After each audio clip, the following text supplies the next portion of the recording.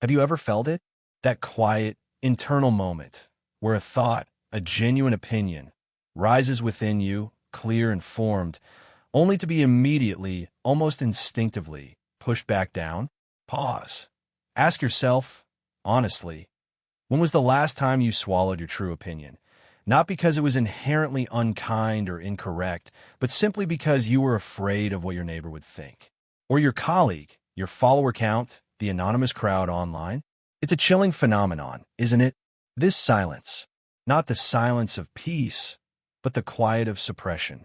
It's the feeling of walking on eggshells in public discourse, of weighing every single word not for its truth, but for its potential to offend, to provoke misunderstanding, or worse, to invite social retribution. We've become adept at this intricate dance, haven't we?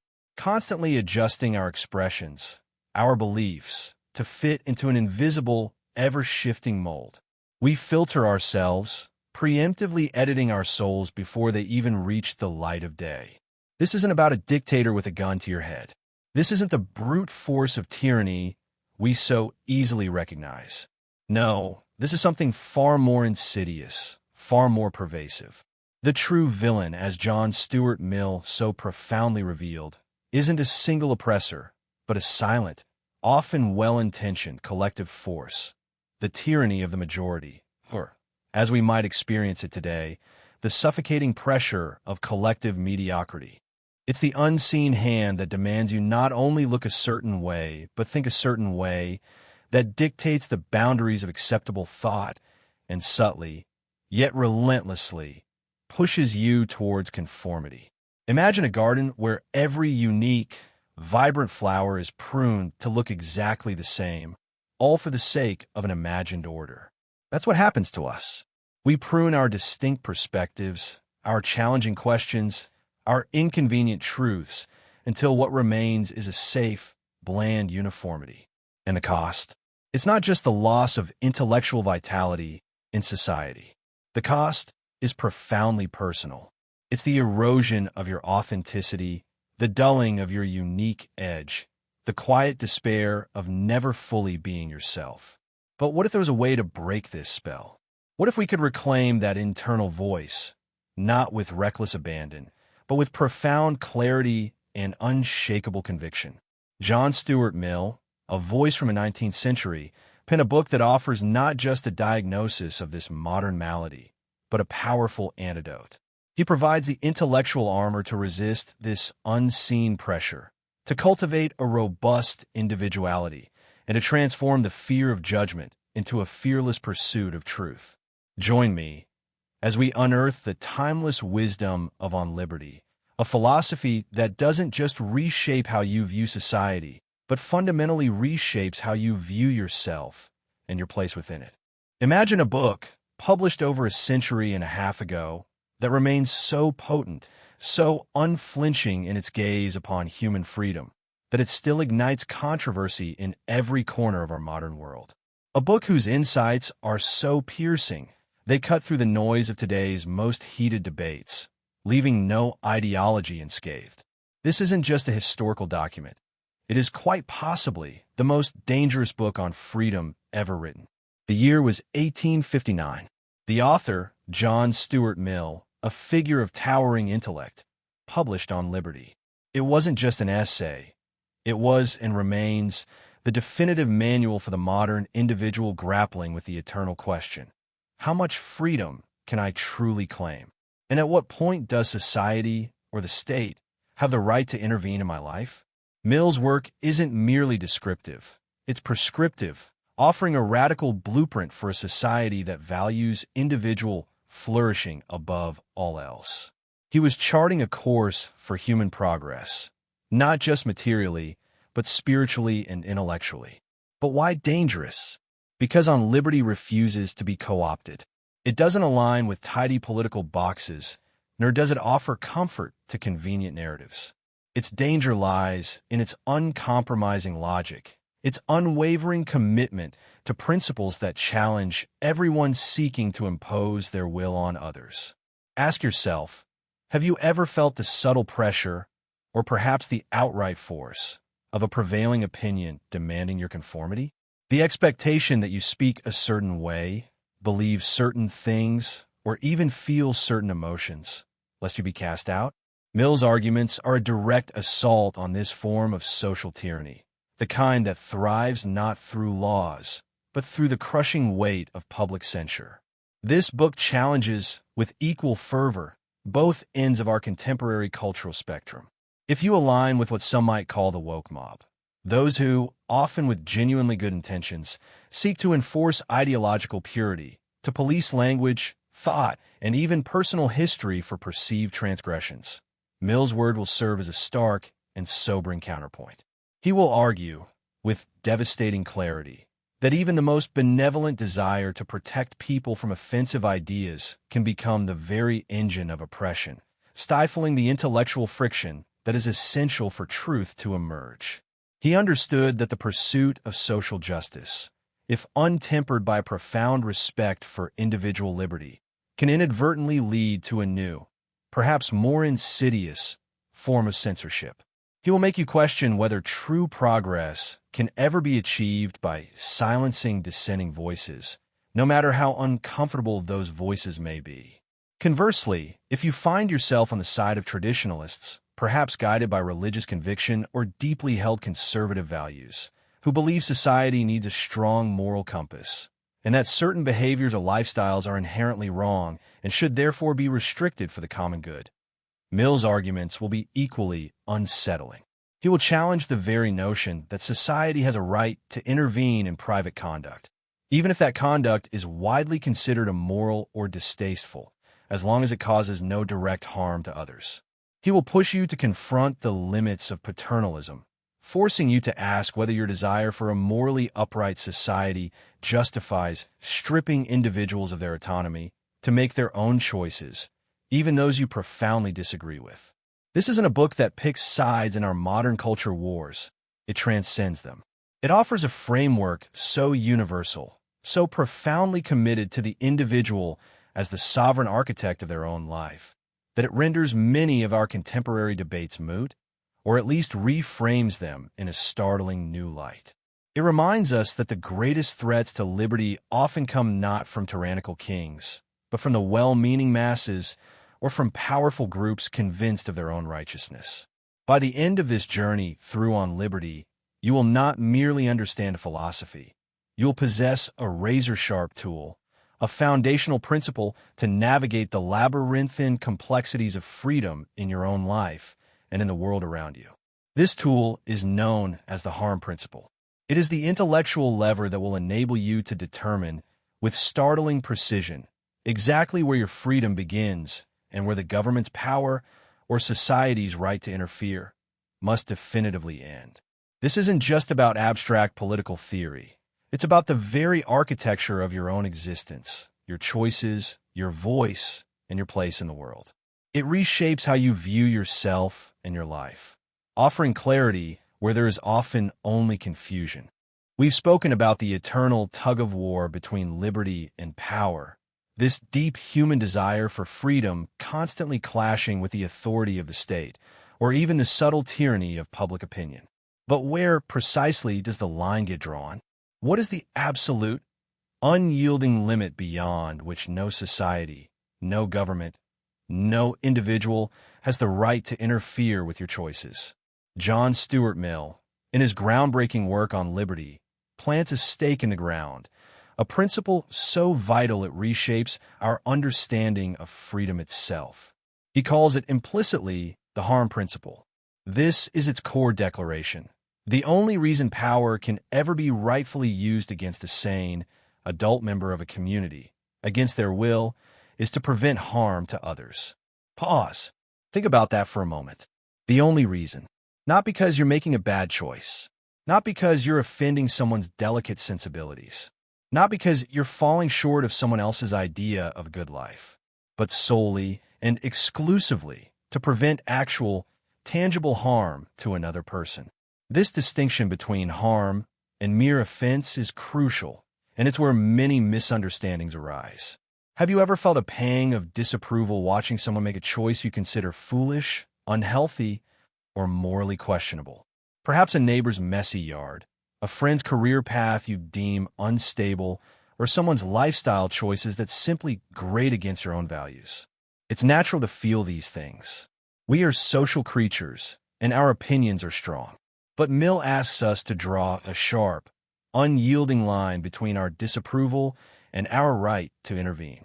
An action that merely offends your sensibilities, that disgusts you, that you find distasteful or even morally wrong, does not, according to Mill, constitute a justification for society to step in and stop it. For interference to be legitimate, the action must cause direct, identifiable harm to another person or to society's collective interests, and not just indirectly, by setting a bad example, but genuinely infringing upon another's rights or safety. This principle is predicated on an even deeper, more profound truth that Mill articulates: the absolute sovereignty of the individual. Each of us, he argues, is sovereign over our own body and mind. It is our undisputed domain. Your thoughts, your beliefs, your choices about your own life, your health, your pursuits, these belong to you, and to you alone. No one, not the government, not your family, not even the collective will of society, has a claim to them. They are your private kingdom. Let's bring this to life with Mill's famous example. Imagine you see a man about to drink a substance you know is poison. You can argue with him. You can reason. You can plead, educate, try to persuade him with every fiber of your being. You can tell him, in the strongest terms, why this is a terrible, life-ending decision. You can offer alternatives, support, help. But if he is a sane, rational adult, and he insists on drinking it, you cannot physically stop him. You cannot grab the cup from his hand. You cannot bind him. Pause. Why? Because his body, his life, his choices, even his self-destruction, are his own. The harm he inflicts is solely upon himself. His sovereignty over his own person is absolute. To physically prevent him would be to violate that sovereignty, to assert a claim over his being that neither you nor any collective legitimately possesses. This is not to say we don't have a role in helping others. We absolutely do, and Mill encourages it through persuasion, education, and mutual support. But the moment we cross from persuasion to coercion, from influence to interference, we transgress this fundamental boundary. This principle demands a profound respect for individual autonomy, even when that autonomy leads to choices we vehemently disagree with. It challenges us to look inward and ask, am I truly protecting others from harm, or am I merely imposing my own vision of the good life on someone else? This isn't just a political philosophy. It's a deeply personal challenge to how we view ourselves, our neighbors, and the very nature of what it means to be free. It asks us to cultivate a radical tolerance, to trust in the individual's right to forge their own path, even if that path seems bewildering or wrong-headed to us. Because the alternative, the power to interfere for any other reason, is a slippery slope to the very tyranny of opinion we began discussing. We often speak of tyranny as a force wielded by despots, by oppressive governments that throw dissidents into dungeons or censor dissenting voices. We imagine a king, a dictator, or a powerful state machinery. And rightly so, history is replete with such examples. Our founding documents, our very systems of law, are designed to protect us from this kind of obvious brute force oppression. We build walls of rights, expecting them to stand firm against any encroaching power, believing that if our government is checked, our liberty is secure. But John Stuart Mill, with his characteristic profound insight, peels back another layer, revealing a form of tyranny far more insidious, far more pervasive, and often far more difficult to resist. He warns us that protection against the magistrate, against the political ruler, is simply not enough. The gravest threats to human flourishing, he argues, can arise not from the visible hand of power, but from the invisible grip of social expectation. Pause. Imagine for a moment a prison without walls, without bars, without guards. A prison where you are free to walk, to speak, to earn a living, yet somehow you're not truly free. This is the domain of what Mill called the tyranny of the majority, or more broadly, social tyranny. It is the force by which society itself, in its collective might, executes its own mandates. Not through legislation, not through police, but through a constant, invisible pressure that compels conformity. Think of it. A government can imprison your body, but society, in its subtle and relentless way, can enslave your very soul. It doesn't need laws to dictate. It prescribes rules of conduct, not just for actions, but for opinions, for tastes, for the way you express yourself, and even for the very thoughts you dare to entertain. It dictates what is considered normal, what is acceptable, what is right. And if you deviate, it doesn't send you to jail. Instead, it wields something far more potent: exclusion, shame, ridicule, the slow erosion of your reputation, the subtle shunning from your peers, the feeling of being an outsider, an anomaly. It manufactures a pervasive sense of guilt for merely being different. Have you ever felt that invisible pull, that unspoken expectation to dress a certain way, to hold certain opinions, to pursue a particular path in life, even if it chafed against your own deepest inclinations? Have you ever noticed the quiet judgment in a room when someone expresses an unconventional thought or lives a life that doesn't fit the prescribed mold? Perhaps you've been the recipient of that unspoken disapproval, or perhaps, if you're truly honest, you've been the one casting it. That, right there, is the whisper of social tyranny. Mill understood that this form of oppression is often more formidable than political oppression precisely because it infiltrates the mind, becoming an internal censor. Political tyranny shows you an enemy you can fight, a system you can dismantle. Social tyranny, however, makes you complicit in your own subjugation, often without even realizing it. It operates through what he describes as the magical influence of custom. We grow up surrounded by certain ways of doing things, certain beliefs, certain values. These become so deeply ingrained that they feel natural, self-evident, intrinsically moral. We rarely question them because everyone knows they are correct, or it's always been this way. This magical influence creates a deceptive, yet powerful, false sense of morality. We come to believe that whatever society generally approves of is inherently good, and whatever it disapproves of is inherently bad. Not because we've reasoned it through, not because we've carefully considered its true impact on human flourishing, but because it feels familiar, comfortable, and widely accepted. This transforms mere preference into immutable principle, habit into unassailable virtue, and deviation into undeniable vice. Our internal compass, meant to guide our individual journey, gets recalibrated by the prevailing winds of popular opinion, often without our conscious consent. It's like living in a house of mirrors, believing the reflections are the only reality. Whisper, and this is where it gets truly chilling, truly personal. Because unlike political oppression, which leaves you with the clarity of a victim against a clear oppressor, social tyranny leaves fewer means of escape, penetrating far more deeply into the details of life itself, enslaving the soul.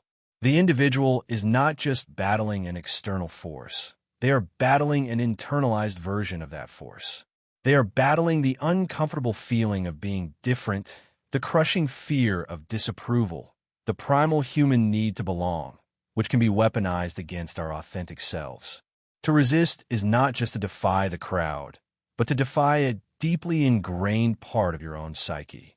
Now, pause and ask yourself, with brutal honesty, when have you enforced this tyranny? When have you succumbed to its pressure, or worse, perhaps unintentionally, contributed to it? Have you ever judged someone for their lifestyle choices, their unconventional career, their unusual interests, simply because it deviates from what you personally consider normal or proper? Have you ever silently, or not so silently, dismissed an idea, a piece of art, a way of living, because it challenged a long-held community belief, rather than truly engaging with it? Have you ever participated in the subtle shaming, the eye-rolling, the quiet exclusion of someone who dared to be truly, authentically themselves, apart from the comfortable consensus of the group? Mill forces us to confront this uncomfortable truth, that the greatest threat to individual liberty often comes not from distant rulers, but from our closest circles, our neighbors, our colleagues, our friends, and yes, even from within ourselves, as we absorb and propagate the unspoken rules of the collective. This insight doesn't just reshape how you view society. It reshapes how you view your own complicity, your own choices, and the profound responsibility you carry in either upholding or dismantling these invisible chains. To understand the tyranny of the majority is to recognize that true freedom demands not just vigilance against governments, but an unwavering courage to think for ourselves, to live authentically, and crucially, to allow others the same sacred space. The freedom we seek is not just from external dictates. It is from the tyranny we unknowingly inflict upon each other and upon ourselves. It is a liberation of the soul, demanding constant awareness and a radical commitment to individuality. Have you ever considered that the greatest threats to our understanding might not be the outright lies, but the comfortable silences? The unchallenged assumptions that we hold so dear. John Stuart Mill, in his profound work on liberty, forces us to confront this unsettling truth. He asks us to look beyond the immediate discomfort of dissenting voices and understand why, fundamentally, we need heretics. Mill unravels the necessity of free speech, even for ideas we find abhorrent, by examining three stark possibilities whenever an opinion is suppressed. First, the opinion we are silencing might, in fact, be true. Think about that for a moment. If we forbid its expression, if we refuse to even listen, we are not just harming the individual who holds that belief. We are committing a profound injustice against the entire human race. We are robbing ourselves and future generations of the chance to exchange error for truth. Imagine the countless insights, the revolutionary breakthroughs, the deeper understandings that have been crushed under the weight of prevailing dogma throughout history. How many truths have withered in the darkness because the majority simply refused to entertain their possibility? This isn't just a loss of knowledge. It's a forfeiture of progress, a willful blindfolding of humanity's potential. But what if the opinion is undeniably false? What if it's demonstrably wrong, even dangerous? Surely, we are justified in silencing such falsehoods, aren't we? Mill would argue, with startling clarity, that even in this scenario, we lose something vital. If truth is never challenged, if it never has to defend itself against the sharp edges of error, it becomes a dead dogma. It's held as a prejudice, not a living conviction. Have you ever truly understood something deeply and viscerally until you had to articulate and defend it against a strong, well-reasoned counterargument? It's in this collision, this intellectual friction with falsehood, that truth gains its clearer perception and livelier impression. Without the presence of opposing views, even erroneous ones, our grasp of truth weakens. It loses its vibrancy, its depth, its very soul. We stop truly knowing it and merely believe it. And what if the opinion is, as is most often the case, a mix of truth and error? Rarely is any human doctrine entirely true or entirely false. Most opinions contain some portion of the truth, some glimmer of insight that, combined with other perspectives, could lead to a more complete understanding. When we suppress such a mixed opinion, we are denying ourselves the opportunity to separate the gold from the dross. We lose the chance to refine our own beliefs, to discard the false elements, and integrate the valuable ones into a more comprehensive, nuanced truth. It's a profound act of intellectual self-sabotage, preventing the natural evolution and refinement of human thought. Underlying all these scenarios is Mill's most cutting indictment, the myth of infallibility. When we choose to silence an opinion, any opinion, because we deem it false or dangerous, we are, in effect, claiming absolute certainty. We are assuming our own infallibility. Pause. Ask yourself, who are we, any single individual, any government, any prevailing consensus of an age, to claim such divine, unfailing knowledge. History is littered with examples of ideas once considered blasphemous or absurd that later proved to be profound truths. And conversely, ideas held as sacrosanct for centuries have been revealed as monumental errors. To deny the possibility of being wrong, to silence those who challenge the status quo, is not an act of strength, but an act of profound intellectual arrogance. It's to stop listening, to stop learning, to stop growing. It is, ultimately, to treat humanity as incapable of discerning for itself, and to usurp a role that no mortal, nor any institution, can rightly claim. So, Mill reveals that the heretic, the one who dares to think differently, to speak against the tide, is not an enemy to be feared, but a vital catalyst for human progress. We need them not because they are always right, but because their very existence, their very challenge, ensures that our truths remain alive, vibrant, and continually refined. It reshapes our understanding not just of liberty, but of truth itself, demanding from us a profound intellectual humility and an unending commitment to open inquiry. Pause. It asks us, are we truly seeking truth or merely comfort? Have you ever considered what it truly means to believe something? Not just to nod along, or to repeat a phrase you've heard, but to hold a conviction so deeply, so robustly, that it withstands the fiercest challenge? John Stuart Mill asks us to confront a profound danger that threatens not just our society, but the very core of our personal intellectual life, the peril of what he calls dead dogma. Imagine a truth, a principle, a belief that was once vibrant, fiercely debated, perhaps even revolutionary. It was earned through struggle, understood by confronting its opposite. But over time, it becomes accepted. It settles into the common consciousness, repeated generation after generation, no longer questioned. It's no longer a living truth that you grapple with, but a passive inheritance. This, my friend, is a dead dogma. It is a truth held without truly understanding the arguments against it. It is a truth whose vitality has drained away, leaving behind only the husk of its former self. Think about the beliefs you hold most dear. Your political leanings, your moral codes, your philosophies of life. How many of these have you actively wrestled with? How many have you subjected to the crucible of genuine doubt and relentless inquiry? Mill's challenge is stark, almost uncomfortable. To truly know your own argument, you must be able to argue your opponent's side better than they can. Pause for a moment and let that sink in. Better than they can. This isn't about rhetorical trickery or winning a debate. It's about intellectual integrity.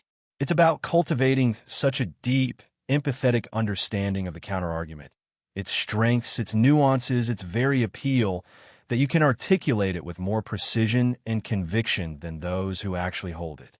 If you cannot do this, Mill argues, then you do not actually know your own argument.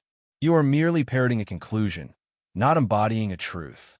Your mind is in a state of slumber, relying on borrowed understanding. Consider the powerful historical example Mill himself often invoked, Christianity. In its infancy, it was a radical, subversive belief. Its adherents were a minority, often persecuted, forced to articulate their faith with incredible clarity and courage against a hostile world. They knew their arguments because they constantly had to defend them, often at the cost of their lives. They understood the Roman worldview, the pagan philosophies, the Jewish traditions they were rebelling against. Their belief was alive, forged in the fires of opposition. But what happened over centuries? As Christianity ascended to become the dominant social and political force, it transformed. The radical, living truth gradually ossified into a set of customs, rituals, and prescribed doctrines. It became a social identifier more than a living, breathing commitment. People were Christian because their parents were, because society expected it, because it was comfortable. The fierce intellectual and moral struggle that gave it birth receded. The arguments against it were no longer seriously engaged with, but dismissed, forgotten, or suppressed. Pause. And so, it risked becoming a dead dogma. The The profound ethical teachings, the revolutionary love, the radical forgiveness. These could become mere phrases recited without the deep understanding of the alternatives that once made them so powerful. The mind, no longer needing to struggle for its beliefs, began to sleep. This isn't just a historical observation. It's a mirror held up to our own lives. What precious truths in your own mind have become dead dogmas? What ideas do you believe without truly understanding the force of the objections against them? If you cannot refute the counterargument, if you cannot embody the opposing viewpoint, then your conviction is built on sand. It is not knowledge, it is habit. This reshaping understanding of belief is a call to intellectual awakening. It invites you to a life where your convictions are not brittle relics, but living, breathing forces constantly tested, sharpened, and deepened by the genuine confrontation with alternative perspectives. This is the profound, liberating challenge Mill lays before us, to rescue our minds from slumber and reclaim the vibrant, demanding, and ultimately richer life of truly understood belief. Have you ever felt caught between two fiercely opposing viewpoints, both claiming absolute truth? Perhaps in politics, or even within your own mind as you grapple with a complex issue. It feels like a battle where only one side can win, where one must be entirely right and the other entirely wrong. But what if that very assumption, that framework of monolithic truth, is precisely what prevents us from understanding reality? John Stuart Mill, with astounding foresight, challenges this fundamental assumption. He asks us to consider a profound idea, that in the vast, complex tapestry of human affairs, truth rarely arrives as a single, perfectly formed entity. Instead, it often presents itself as a collection of fractional truths. Think of it like a grand mosaic.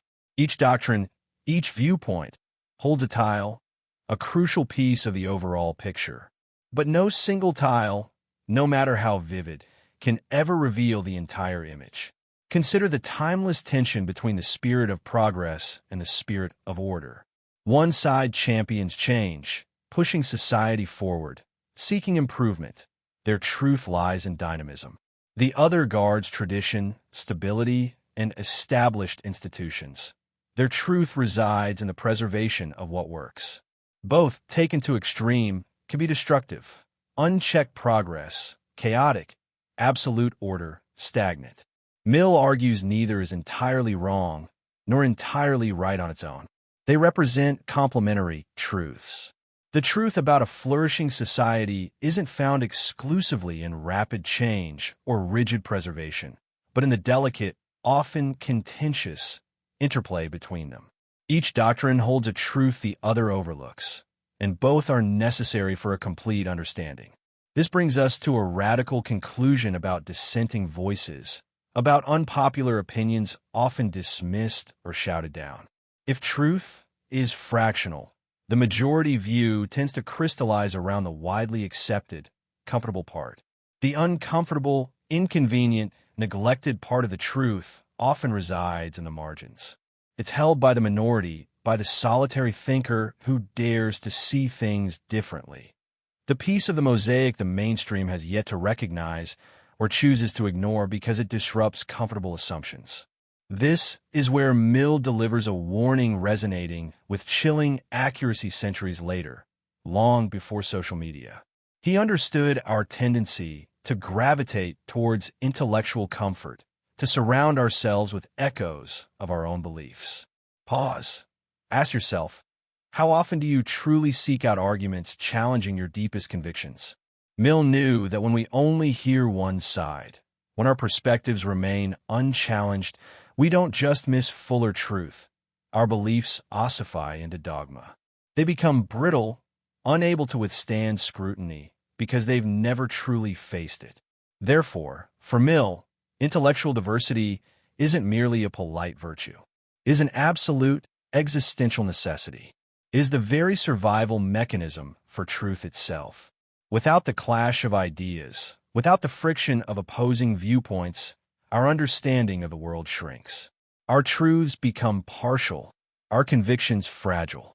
We need those dissenting voices, those uncomfortable challenges, precisely because they force us to see the other tiles of the mosaic, to confront our blind spots, to integrate neglected parts of reality into a more robust and complete understanding. So, the next time you encounter a viewpoint profoundly disagreeing with yours, resist the urge to dismiss it entirely. Instead, pause. Consider that even if largely wrong, it might contain a vital fragment of truth, a piece of the mosaic your own perspective might be missing. This understanding reshapes not just public discourse, but how we view the nature of reality and our humble journey to truly comprehend it. Have you ever paused to truly consider what it means to be you? Not the version of you shaped by expectations, by societal norms, or by the silent, unspoken pressure to fit in, but the authentic, unvarnished, utterly unique self that lies beneath it all? This profound question, at the very heart of human flourishing, is what John Stuart Mill urges us to confront. Mill understood that our well-being isn't solely about freedom from external constraints. It is perhaps even more vitally about the freedom to be. He saw individuality not as a luxury, but as the very bedrock of a vibrant, progressive, and truly human existence. For centuries, many have embraced what Mill termed the Calvinistic theory of human nature. This view suggests that the highest good for humanity lies in obedience. It posits that our desires, our unique impulses, are best crushed, tamed, or outright extinguished. The ideal person, in this framework, is one who conforms, who follows the path laid out by others, becoming a dutiful cog in a well-oiled machine. It's a path of suppression, of fitting a pre-made mold. But Mill challenges us to consider another vision, one echoing the ancient Greeks. This Greek ideal isn't about obedience, but about development. It champions the cultivation of our inner being, the full and harmonious flourishing of every faculty, every potential within us. It's about building a life not by suppressing our nature, but by nurturing it, shaping it into something magnificent and distinctively our own. To illustrate this, Mill offers a powerful analogy. Human nature, he insists, is not a machine to be built after a model and set to do exactly the work prescribed for it. No, our nature is like a tree. Imagine a tree, not forced into a perfect, symmetrical shape, but allowed to grow, to spread its branches freely, to reach for the sun in its own unique way. It develops on all sides, drawing sustenance from its environment, adapting, thriving, becoming a robust, individual entity. That, Mill argues, is how human beings are meant to grow, organically from within, according to the inward forces that make each of us distinct. We are living things, not cogs. We are meant to blossom, not merely to function. This leads us to a fascinating and often misunderstood aspect of human nature, our strong impulses and passions. We're so often taught to view these with suspicion, to fear them as disruptive, even dangerous. We associate powerful desires with chaos, with moral failings. But Mill asks us to reconsider. He provocatively suggests that strong impulses, far from being inherently negative, are the raw material not just of villains, but of heroes. Think about it. The same intensity of emotion, the same burning ambition, the same relentless drive that can lead to destruction, can, when properly directed and cultivated, fuel extraordinary achievements. It can forge revolutionary thinkers, compassionate leaders, groundbreaking artists. A person with strong impulses simply has more character, more vitality, more life force. It's not the strength of the passion that defines us, but the cultivation of it, the guiding hand of our own developed reason and will. To suppress these impulses is to drain life of its color, to render human existence dull and inert. It is to create a society populated by timid shadows rather than vibrant individuals. This brings us to the crucial concept of eccentricity. Have you ever felt the subtle, pervasive pressure to conform, to shy away from anything that makes you seem different or weird? Mill saw the suppression of eccentricity as a grave danger to society. He understood that individuality, when truly embraced, often manifests as being outside the norm. And why is this so vital? Because, Mill argues, eccentricity is often inextricably linked to genius. The people who dare to think differently, to act differently, to live differently. These are the pioneers, the innovators, the ones who break new ground. A society that tolerates and even celebrates its weirdos is a society that allows for new ideas to emerge, for fresh perspectives to challenge stagnation. But a society that demands absolute conformity, that ridicules or punishes anything outside the narrow bounds of convention, is a society that is slowly, imperceptibly dying. It suffocates the very spark of progress, the engine of human improvement. It becomes a sterile landscape where brilliance has no room to breathe. So, ask yourself, are you building your life like a machine, following a prescribed blueprint? Or are you cultivating it like a tree, allowing your unique nature to stretch and grow in all its magnificent, unruly glory? The art of being yourself, Mill reminds us, is not a selfish indulgence. It is a profound act of courage, a duty to your own potential, and ultimately, a gift to humanity itself. Have you ever considered what it truly means for a society to stop evolving? To reach a certain peak, then simply stay there, forever suspended in a gilded cage of its own making? This question haunted John Stuart Mill, and it leads us to one of the most sobering and prescient anxieties he ever expressed: his fear of the Chinese stationariness. Mill looked at Qing-era China, not with contempt, but with a profound and almost tragic awe. Here was a civilization that, for millennia, had been a beacon of human achievement. It developed sophisticated philosophies, intricate social structures, advanced technologies, and a profound artistic tradition long before much of the West. Yet, by Mill's time, he perceived a stagnation, a vast, intricate mechanism that continued to operate, but no longer innovated, no longer progressed. Why? Mill's answer was chillingly simple: the despotism of custom. Imagine a society where every facet of life, from the cut of your clothes to the thoughts you're permitted to entertain, is dictated by tradition.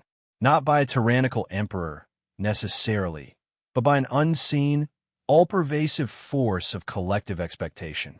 It's the invisible hand of how things have always been done, and its grip is far more insidious than any iron fist.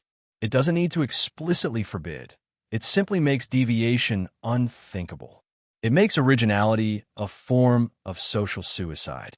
Ask yourself, where in your own life do you encounter the despotism of custom? Is it in the career path you feel pressure to take?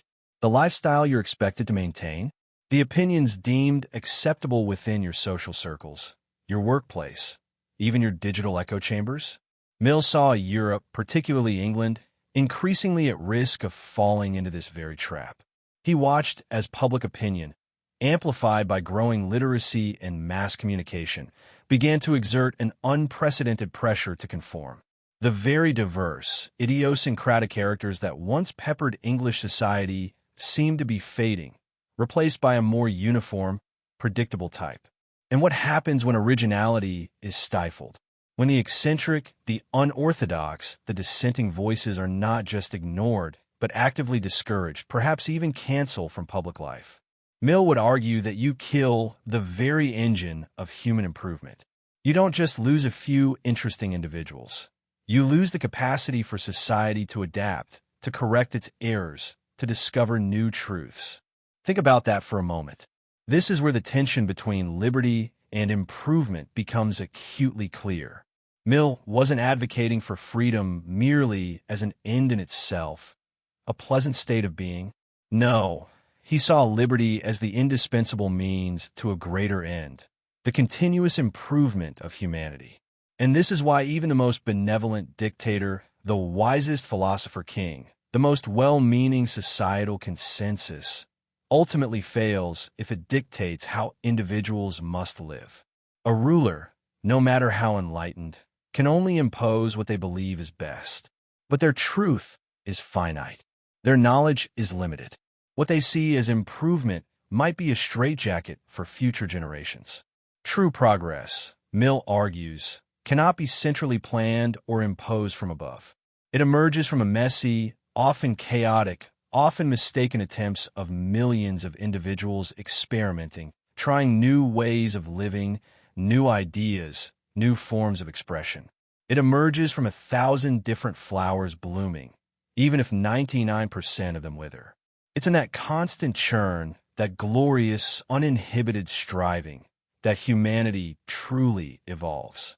The spirit of liberty, then, is not merely a political ideal. It is the only permanent source of improvement. It is the lifeblood that prevents the Chinese stationariness from becoming our own fate. It's the recognition that every individual, no matter how seemingly insignificant, holds the potential for a novel insight, a radical experiment, a unique way of being that could unlock the next stage of human progress. To suppress, that is to condemn ourselves to an elegant, comfortable, but ultimately sterile existence. So, as we contemplate Mill's profound fear, ask yourself, are you contributing to the vibrancy of independent thought, or are you, perhaps unconsciously, succumbing to the subtle, powerful despotism of custom? The answer to that question might just reshape how you view your own role in the ongoing story of human possibility.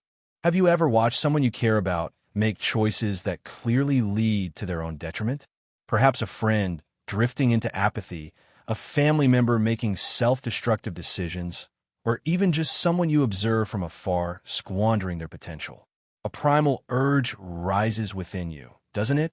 A desire to intervene, to shake them, to save them from themselves. But should you? And more importantly, should society? This is where we confront one of the most provocative and challenging aspects of John Stuart Mill's On Liberty, the right to ruin your own life. Mill forces us to draw a line, a crucial boundary for individual freedom, even when the outcome looks bleak.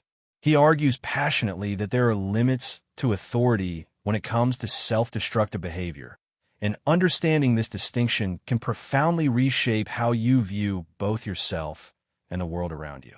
Mill asks us to differentiate between what he calls self-regarding faults and other-regarding faults.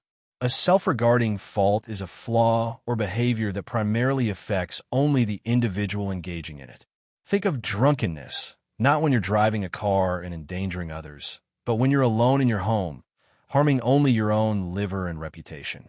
Or consider laziness, not when it impacts your dependents, but when it merely prevents you from achieving your own personal aspirations.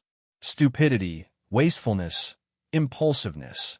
If these traits primarily dim your light and hamper your journey, Mill argues society has no business interfering with coercive laws. Why? Because the very fabric of liberty depends on it. If we allow the state, or even the collective opinion of society, to dictate how we live our lives simply because they deem our choices unwise or morally inferior, then freedom itself becomes a hollow promise. It's a profound act of respect, a recognition of your ultimate sovereignty over your own existence, to say, this life is yours. These choices are yours. Even the mistakes are yours to make. This doesn't mean society must approve of drunkenness, laziness, or stupidity. Far from it. Mill acknowledges that these behaviors often elicit disapproval, contempt, or pity from others. And here lies a critical distinction, the difference between punishment and natural consequences. Society should not punish you with legal sanctions for self-regarding faults. The law should not fine you for being lazy or imprison you for being foolish in your own affairs. However, society is free to apply social consequences.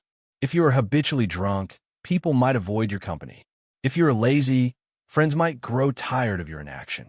If you are consistently foolish, others might choose not to trust you with important matters. These are not state-imposed punishments, but rather the natural, voluntary reactions of individuals within a free society. They're the market of human relationships, where choices have social repercussions, but those repercussions are chosen by individuals, not mandated by coercive power. It's the difference between a government sending you to jail and your friends simply choosing not to invite you out anymore. One is an infringement on liberty. The other is the exercise of their own liberty. But what about the argument so often heard today that everything I do affects society? The idea that my self-destructive behavior, even if it harms only me, still causes a constructive injury to the collective? That by not living up to my potential, I am robbing society of my contribution? This is what we might call the constructive injury fallacy, and Mill explicitly refutes it. Ask yourself, where does this line of reasoning end? If my choice to pursue art rather than a more financially lucrative career is deemed a constructive injury, because society might benefit more from a new engineer, should the state intervene? If my decision to spend my weekends gardening instead of volunteering is considered a constructive injury because my community loses potential help, should I be compelled? Mill's answer is a resounding no.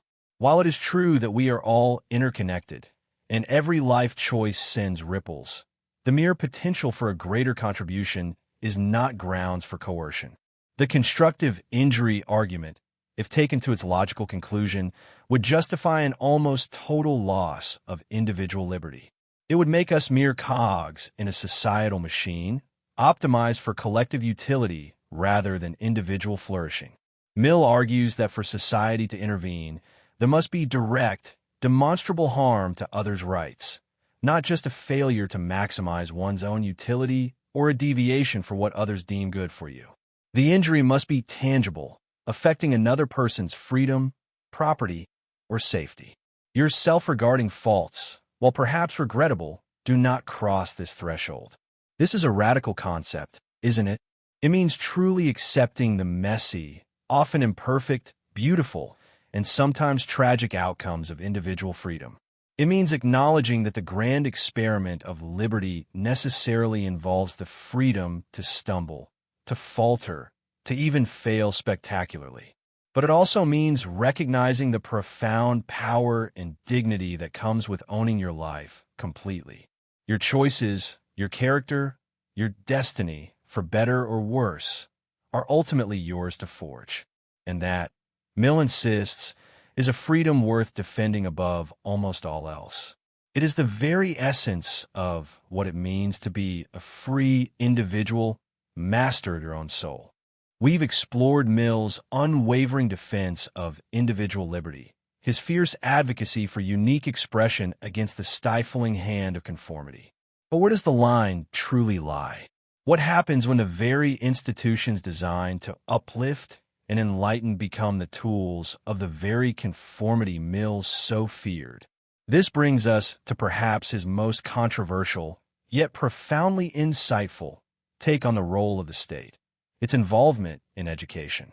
Ask yourself, whose responsibility is it to ensure the next generation is educated?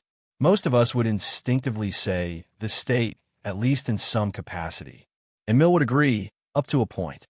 He firmly believed that the state can and should require education. It has a legitimate interest in ensuring its citizens are informed, capable of reasoning, and prepared for their roles in society. To be ignorant is to be vulnerable, both to manipulation and to missing out on the richness of life. So, yes, compulsory education is not an infringement on liberty, but rather a prerequisite for it. But here is where Mill, ever the contrarian, draws a crucial and deeply unsettling distinction. While the state can mandate education, it absolutely, unequivocally, should not provide it. Think about that for a moment. He argues that a general state education is nothing less than a mere contrivance for molding people to be exactly like one another. Pause. Can you feel the weight of that accusation? Molding people. It conjures an image not of nurturing growth, but of stamping out individuality, of shaping minds into predetermined forms. If the state takes control of the entire educational apparatus, dictating curriculum, training teachers, running all schools, it creates a single, monolithic system. And what would such a system inevitably produce? Citizens who think alike, who value the same things, who are in essence carbon copies of the ideal citizen envisioned by those in power. Consider the insidious danger of this. If all children are taught the same subjects, from the same textbooks, with the same state-approved perspectives, where is the space for dissent? Where is the spark of original thought, the courage to challenge established norms? Mill warns that such a system would establish a despotism over the mind, a far more dangerous tyranny than any physical oppression, because it would extinguish the very capacity for intellectual resistance. It would create a populace not just compliant, but incapable of imagining an alternative. Have you ever noticed how easily ideas become entrenched, how certain narratives dominate public discourse? Mill saw this potential for mental uniformity as the greatest threat to human progress and individual flourishing. He believed that the strength of a society lies not in its citizens' sameness, but in their vibrant, diverse array of opinions, experiences, and ways of seeing the world. This requires a constant interplay of conflicting ideas, a marketplace of thought where truth can be tested and refined. A state-run education system, in his view, would stifle this vital intellectual ecosystem at its root. So, what then is Mill's solution? If the state requires education but cannot provide it, how do we educate the masses? His answer lies in diversity, in decentralization, and in empowering parents and communities. He proposed that the state's role should be limited to enforcing educational standards through examinations, ensuring all children reach a certain level of proficiency. And for those who cannot afford private education, the state should only pay the fees at various schools, without dictating which schools they attend or what those schools teach. Imagine a world where hundreds of different schools, independent of state control, compete to offer the best and most diverse curricula. Some might focus on vocational training, others on classical literature, still others on experimental sciences or arts. Parents, with the support of state funding if needed, would have the genuine freedom to choose the educational path that best suits their child's unique aptitudes and their family's values. This would foster a vibrant landscape of educational innovation, continually adapting and evolving, rather than a rigid, stagnant monolith. It would ensure that no single set of ideas could ever monopolize the minds of the young.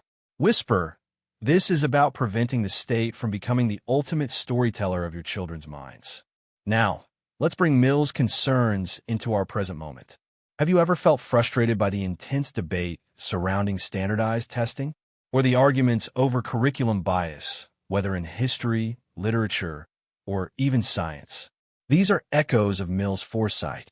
When a national curriculum becomes dominant, or when standardized tests dictate what counts as knowledge, aren't we, in a subtle but profound way, creating a state mold? Consider how much emphasis is placed today on metrics, on measurable outcomes, on preparing students for a specific kind of workforce or a particular set of societal expectations. While efficiency and accountability are important, Mill would ask us to pause and consider the cost. Are we inadvertently sacrificing the cultivation of critical thinking, original thought, and diverse perspectives on the altar of uniformity? Are we, perhaps, training children to pass tests rather than to truly think? Mill's argument forces us to confront a chilling question. Does our current educational system, despite its noble intentions, risk becoming a powerful engine of conformity? Is it, even unintentionally, shaping young minds to fit existing structures rather than empowering them to question, innovate, and ultimately, to rebuild a better world? His challenge isn't just about pedagogy, it's about power. It's about protecting the sacred space of individual thought from even the best-intentioned overreach of authority. It's a reminder that true liberty flourishes not in uniformity, but in the boundless, unpredictable, and sometimes messy diversity of human minds. It asks us to look closely at what we teach, how we teach it, and more importantly, who is doing the teaching and what hidden values they might be implicitly or explicitly imparting. The state has a role, yes, but that role, Mill insists, must always be one of enabling freedom, not of dictating its form. Because once the state molds the mind, true liberty, in its most profound sense, ceases to exist. We often imagine the dangers to liberty as grand, dramatic clashes, a tyrant's iron fist, a sudden revolution, a censorship decree. But John Stuart Mill reveals a far more insidious threat, one that creeps in almost unnoticed, promising efficiency and ease, yet ultimately stifling the very soul of a nation. He called it, in essence, the mediocrity trap. Imagine a government, striving for the absolute best for its people. It gathers the brightest minds, the most capable administrators, the most brilliant scientists.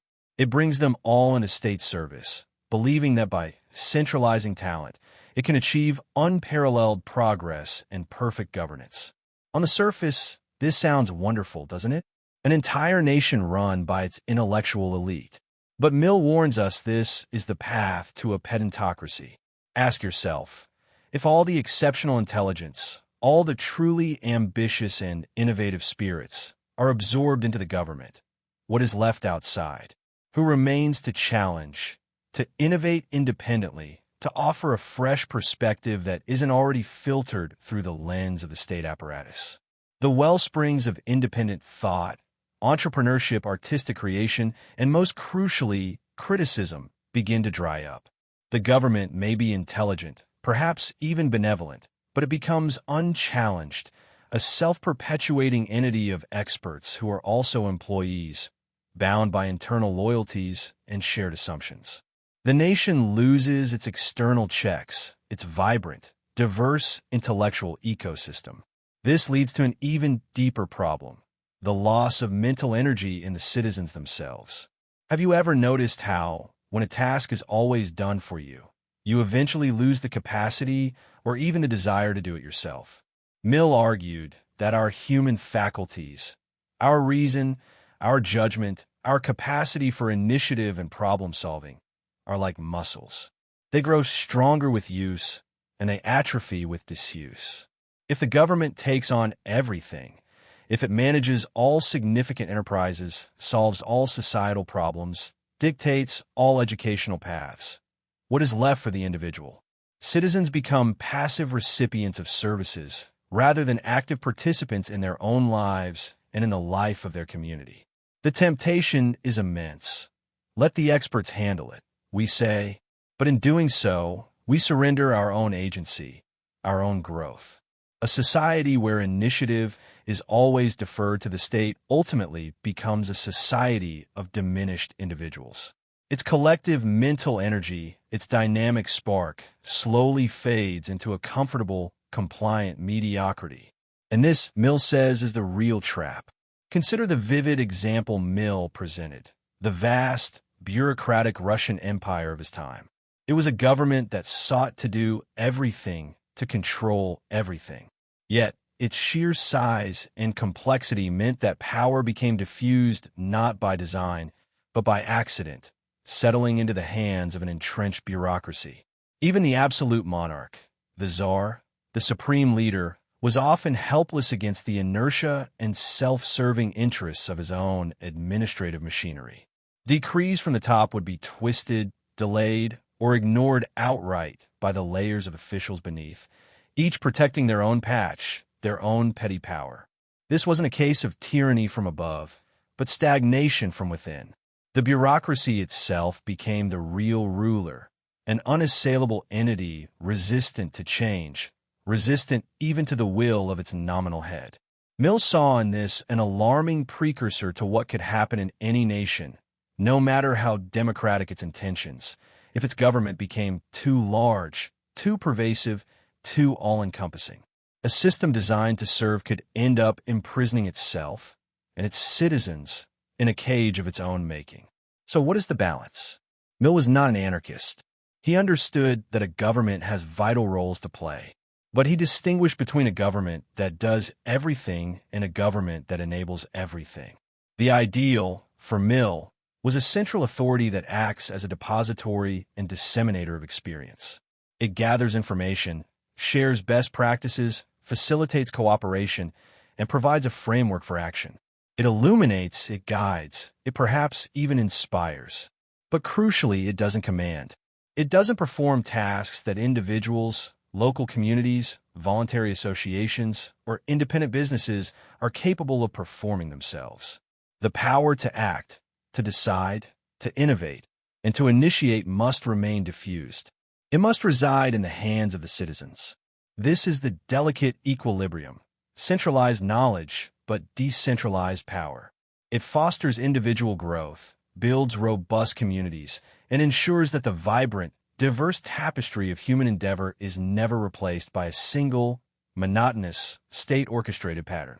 Mill's message resonates profoundly with our own times. It urges us to look beyond the surface,